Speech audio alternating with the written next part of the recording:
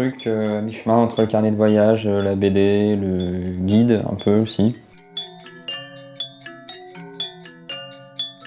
Le choix de l'île, c'est un peu par hasard aussi.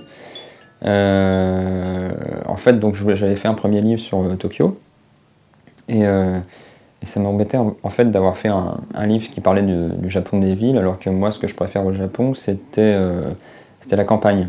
Donc j'avais vraiment envie de faire le répondant du premier, mais version rurale, dans la région de Madabeshima, qui est la mer intérieure, une espèce de bras du Pacifique qui passe entre deux grosses îles du Japon, et à l'intérieur duquel il y a plein de petites îles. Ils appellent ça la Méditerranée japonaise en fait.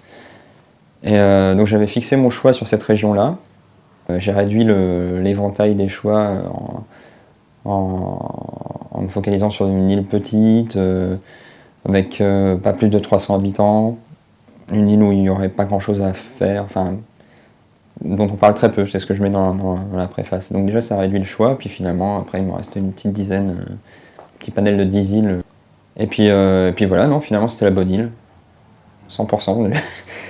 J'ai eu du bol. Voilà. Là, je voulais un truc neutre pour justement raconter la vie ordinaire. Et donc toutes les petites anecdotes, pas seulement des habitants, mais aussi de la faune, la flore, les petites bestioles, les métiers, enfin voilà, tout quoi.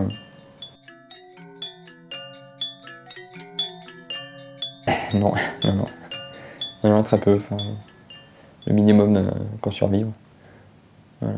Mais je me débrouillais donc oui, avec mes bases de japonais, mon petit dictionnaire, et puis beaucoup de petits croquis, de petits dessins.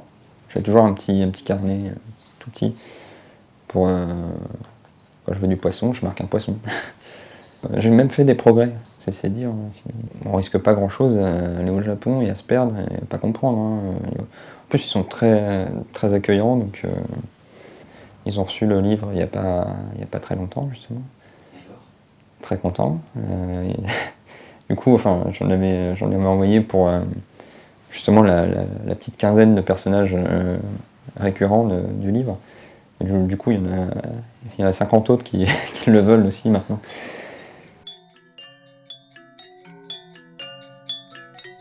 En fait, je suis arrivé là-bas avec un Tokyo Sampo, mon premier livre, pour leur dire très simplement, bon bah, vous voyez, Tokyo Sampo, bah, pareil ici, le même. Vu que j'avais fait des dessins, donc ça, voilà, c'était plus ou moins sérieux. Donc ça les a rassurés et ils m'ont pris un petit peu plus au sérieux. Et puis du coup, ils m'ont fait découvrir des choses. Ils m'ont présenté à des pêcheurs. Ils m'ont dit viens sur mon bateau.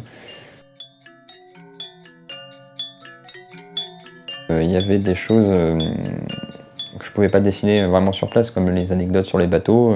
Quand on pêche le crabe, je vais pas me mettre à faire des croquis alors qu'il y a du crabe et des filets et puis c'est sur des petits bateaux. Enfin, voilà. Donc ce genre de choses, soit je prenais des photos, soit je prenais des notes, soit des petits croquis préparatoires, et je mettais au propre le soir à l'hôtel ou beaucoup plus tard en France. Les intérieurs, je les ai faits d'après photo parce que il aurait fallu que je reste 3 jours chez le bonhomme. Donc je prenais des photos d'à peu près, enfin d'un peu toute la pièce. Et après, chez moi, je me réinventais la perspective, et comme ça, je savais où était la bouteille de shoju, où était la pendule par rapport à la table. L'éditeur a imprimé la grande carte de la fin sur une toile pour qu'elle soit affichée dans le port quand on arrive, parce qu'ils n'avaient pas de carte. C'est ma petite fierté, ça. Je l'ai faite en France, évidemment. Donc j'avais récupéré des petites cartes de type IGN, comme on a chez nous, du village, avec les petits carrés pour les maisons.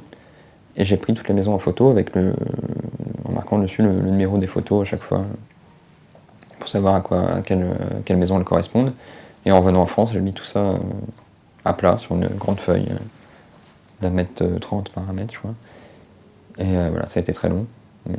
Et puis j'avais remarqué, grâce au premier livre, que dessiner dans la rue au Japon, c'est très utile, probablement dans plein d'autres pays, mais en tout cas en ce qui me concerne au Japon, parce qu'il y a toujours un envers, comme un envers du décor, un envers du dessin, c'est-à-dire tous les gens qui viennent vous voir, vous poser des questions pour vous dessiner une petite baraque dans la rue, un arbre, je sais pas. Et voilà, donc il y a des petites rencontres, c'est très superficiel évidemment, mais moi j'y vais pour ça, hein, j'y vais pour le superficiel, ça m'amuse beaucoup. Et puis finalement le superficiel c'est ce qu'on oubliera plus facilement, hein, c'est ce qui nous paraît le moins important, mais ce qu'on enregistre le moins, donc c'est bien de garder une petite trace de ces choses-là.